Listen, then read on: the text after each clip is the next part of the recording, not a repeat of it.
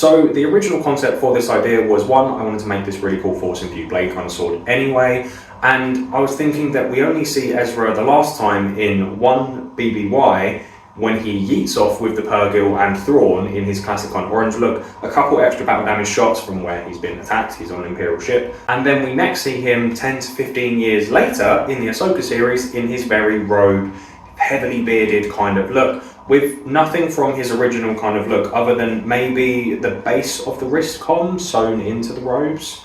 And I was kind of thinking, what happens in those 10 to 15 years? What would Ezra look like after 2 to 5 years on Peridia? So that's when I kind of came up with working out some concept designs. With that, I kind of decided that I wanted to keep the original kind of jacket, but have it kind of heavily damaged. Literally took a blowtorch to this, soldering iron, lots of burn and blaster marks, and make it kind of look like it was a little bit sun bleached and also just very kind of dirty and dusty. I did try making a jacket in the original kind of orange and then heavily burning it and damaging it and airbrushing it and then even dyeing it with brown fabric dye, but it just didn't take to it, and I wasn't a big fan of it still kind of looking so orange. I really wanted that kind of brown, dusty, worn, sun bleached kind of look to it. It looked like it was genuinely damaged after a few years on Peridia and after escaping the kind of Imperial ship once they arrived with the Pergil. Similar to that with the armour as I've got here, I just added a lot more battle damage and kind of blaster marks and things to it, even kind of like a rust effect and look and things, so where you originally had this kind of mark here anyway, just make that rusty, and the same for these sort of areas. And then for the wrist comm, where in the Ahsoka series he just has kind of the electronics of the wrist comm, it seems,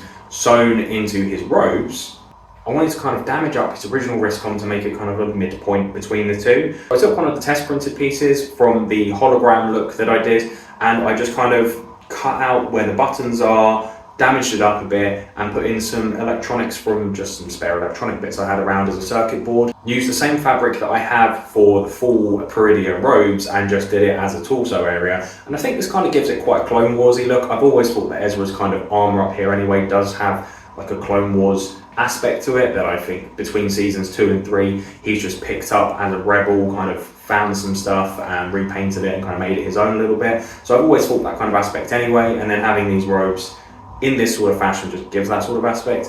I just wanted to add some kind of shoulder armour onto here because Ezra does have shoulder armour in Peridia in the Ahsoka series, and I just went with kind of like a stone metal kind of effect that then I just kind of put some suede thread through. And that's kind of it really. I just thought it looked really cool with a force imbued blade because I just wanted to make one of those anyway. And I feel like there's so much unknown about Peridia. The old tales and myths that Jedi talked about, the temple that Balaam was saying about. The pathway to Peridia. The children of the Jedi temple call it that. It comes from old stories.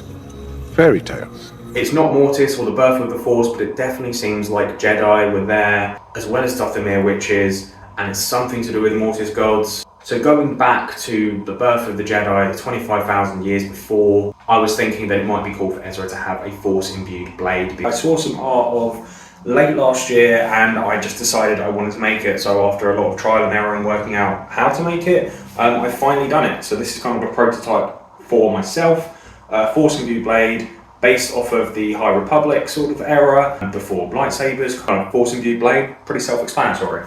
So I wanted to make this one for myself anyway as a prototype, but there will be a full video coming on these soon because I will be taking commissions to make more of these and different variations. But for this one, very much inspired highly by the High Republic. With the writing, I didn't go for Arabesh, I went for ancient Jedi text, and it says things like Ashla, Mortis, Force, Lothal on kind of both sides, and then obviously the light kind of comes up the blade on the edges as well, where like the sharpest points would be. And I put a little loft cap pommel on the base here because I got this at Galaxy's Edge a year and a half ago, and we all know the Galaxy's Edge sabers are much chunkier than usual sabers, so I just didn't have any use for it. It's just kind of been taking up space. So I decided I would use it for this because I thought that's very Ezra-y.